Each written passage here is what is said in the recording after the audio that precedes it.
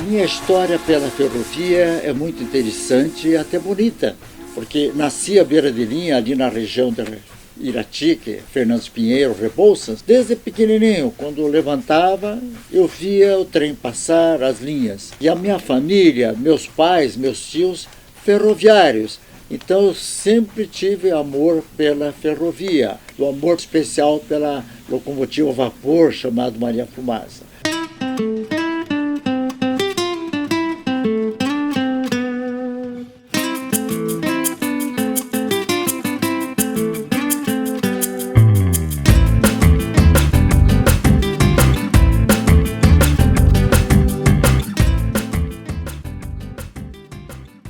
Então, o tempo foi passando e daí eu ganhei o meu último brinquedo com 11 anos, foi também uma caixinha de miniatura de trem. Eu tenho a história do famoso trem internacional que os nossos tataravós e avós poderiam lembrar. Eu era bem garotinho em Fernando Pinheiro, não sei que tinha problema que deu na linha, e daí o trem internacional parou na nossa estação para aguardar, livrar o trecho. E eu ficava observando aquele trem, as pessoas riquíssimas dentro do trem que vinham de Porto Alegre, algumas do Uruguai, com destino a São Paulo. A minha avó, ela tinha botequim famoso à beira da estação. E junto com o café para os maquinistas gostavam muito do café que a minha avó fornecia. Porque, quer queira, quer não, ela punha com o café um pouquinho de pinga, bem pouco. Por quê? Por causa do frio, para os maquinistas aguentarem. Então eles diziam para minha avó: Dona Elza, queremos aquele cafezinho. Aí ela preparava o café com um pouco de pinga para eles continuarem.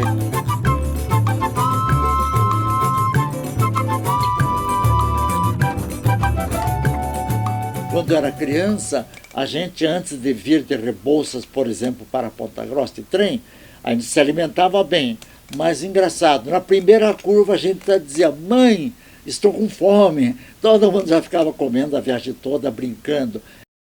A história da ferrovia aqui na cidade é grande e a família ferroviária é grande também. Então, quando saía o pagamento dos ferroviários aqui em Ponta Grossa, a cidade ficava muito movimentada, porque ali, tanto é que a calçadão era chamado, não era a Rua Coronel Cláudio, era a Rua da Estação. Então, o dia de pagamento era o dia que a cidade revolucionava, no bom sentido. E nós tivemos aqui também o famoso hospital, que hoje a estação social era dos ferroviários, era um dos melhores da região, como também a cooperativa Missa 26 de Outubro, que meu pai foi presidente na época, atualmente é o BIG.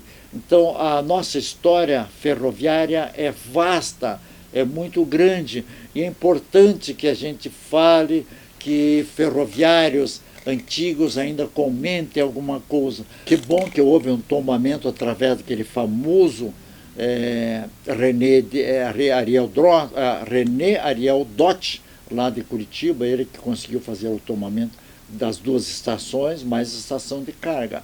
Então, essa estação, estilo eclético francês, foi inaugurada em 1900, essa grande estação. A menor, que é a estação de carga, que agora é a Estação Paraná, Casa da Memória, 1894, um pouco antes.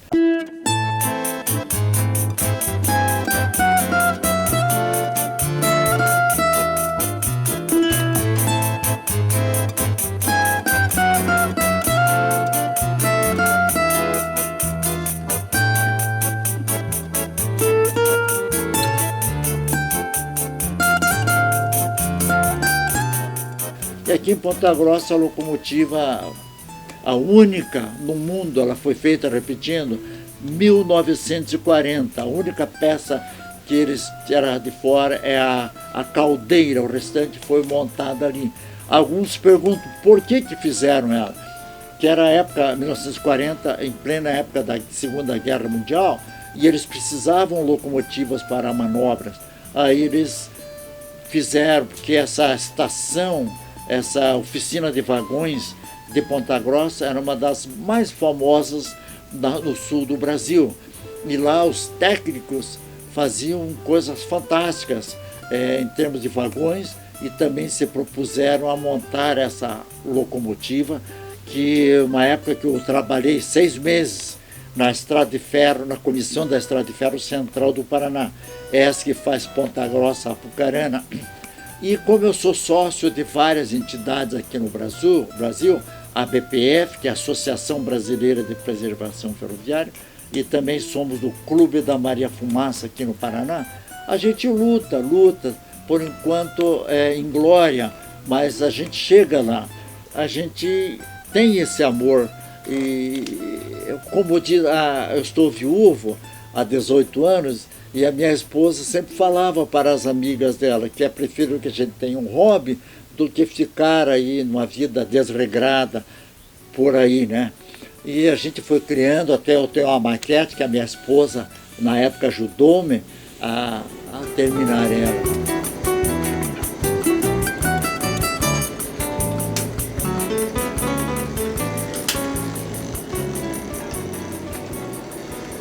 Eu gosto de acariciar elas também. Um amigo lá em Curitiba, apartamento, o que ele fez? Ele fez túneis por todo o apartamento, passando desde a cozinha, sala, menos no banheiro.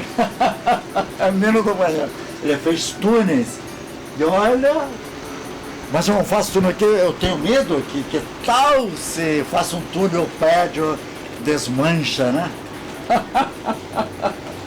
A grande batalha, além de ter o hobby, todos os trens que são réplicas perfeitas dos protótipos reais, a gente então consegue ter a miniatura. E a parte alta do hobby também é a preservação da ferrovia. Hoje em dia até falamos no caso da memória ferroviária. Aqui nessa maquete, a gente conseguiu representar alguma coisa. A gente vai montando, né, o que é possível.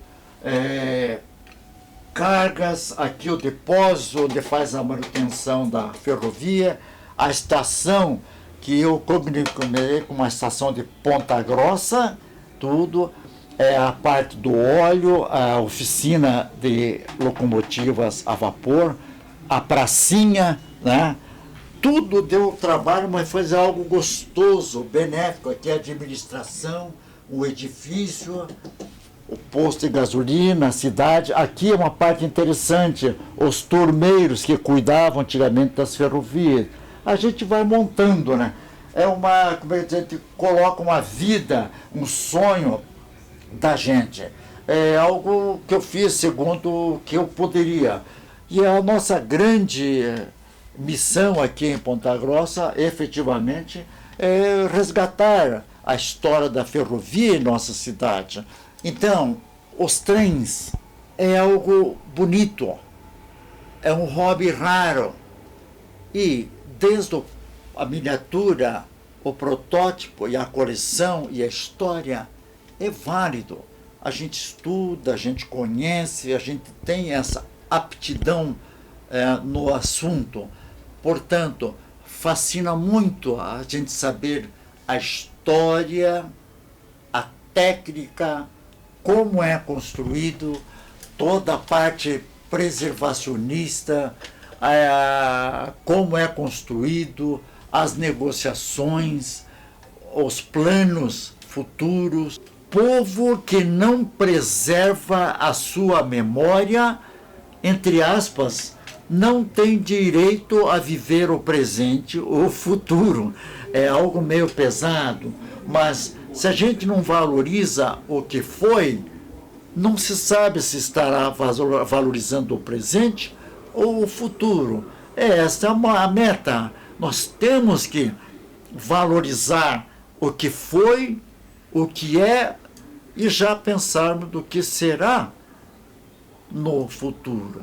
Importante que a gente ainda preserve essa parte histórica do que foi, do que poderá ser nossa cidade. Esperamos que um dia dê certo que realmente a nossa ferrovia seja valorizada, preservada e cultuada em nosso país. Cenas, caras, nomes, apelidos,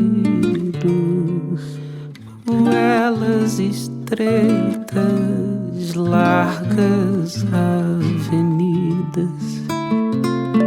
medos, sustos e presságios, e túneis imensos e pracinhas acanhadas.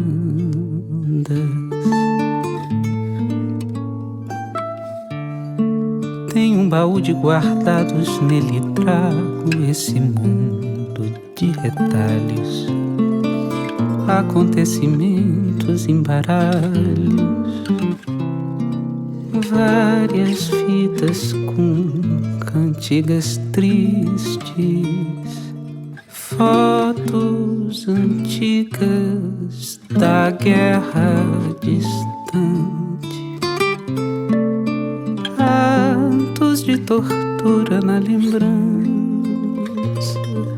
e cercas irregulares e casas nordestinas.